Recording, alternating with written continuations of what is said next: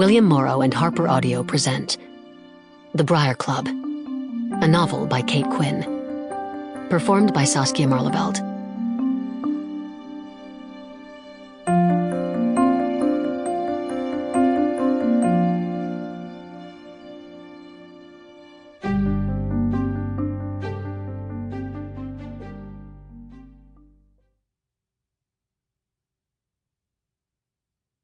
For all the women in my life who make up my Briar Club, the ones who bring each other food and wine and counsel whenever it's needed, the ones who wouldn't bat an eyelash at a corpse on the floor, you know who you are.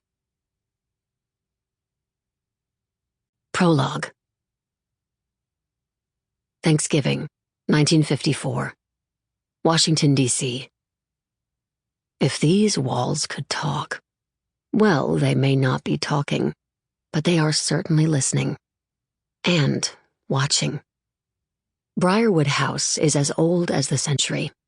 The house has presided, brick-fronted, four-storied, slightly dilapidated, over the square below for 54 years. It's seen 3 wars, 10 presidents, and countless tenants. But until tonight, never a murder. Now its walls smell of turkey, pumpkin pie, and blood, and the house is shocked down to its foundations. Also, just a little bit thrilled. This is the most excitement Briarwood House has had in decades. Murder. Murder here in the heart of sleepy white picket fence Washington, D.C., and on Thanksgiving, too. Not that the house is terribly surprised by that. It's held enough holidays to know that when you throw all that family together and mix with too much rum punch and buried resentment, blood is bound to be shed sometimes. But the scene that erupted tonight and splashed gore from the threshold to the attic, goodness, but it's a doozy. There's a corpse on the floor of the second attic apartment, spilling a lake of blood from a throat cut nearly to the bone.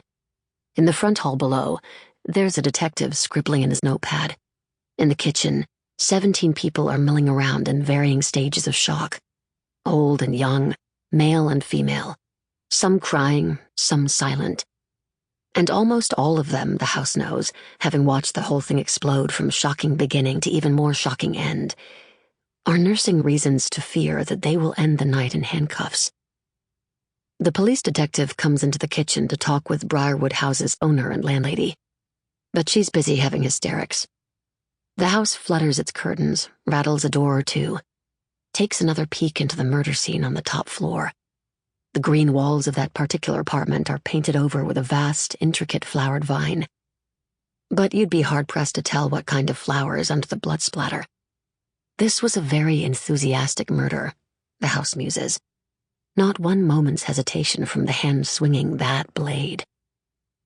"We have not yet identified the deceased, Mrs. Nilsson," the detective is saying to the landlady when the house's attention flits back to the kitchen. "No identification was found on the body." "Well, I hope you don't expect me to look at it, my nerves being what they are." She pushes away the glass of water being urged on her by her lanky teenage son. "We have preliminary reports that the death occurred between 6 and 7 in the evening. I understand you weren't at home at the time, Mrs. Nilsson." "I was out at my bridge club. I'm always out at my bridge club on Thursday nights." "Even on Thanksgiving?"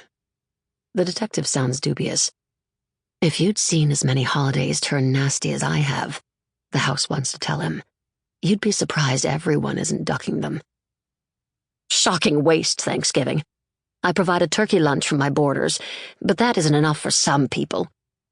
Mrs. Nilsson sniffs, eyeing her son, who still hovers with the water glass.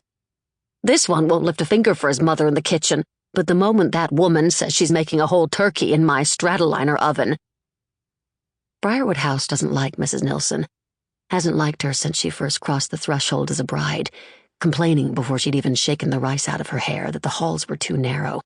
My halls, too narrow! And still doesn't like her 20 years down the road.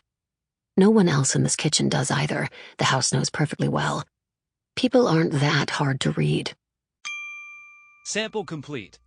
Ready to continue?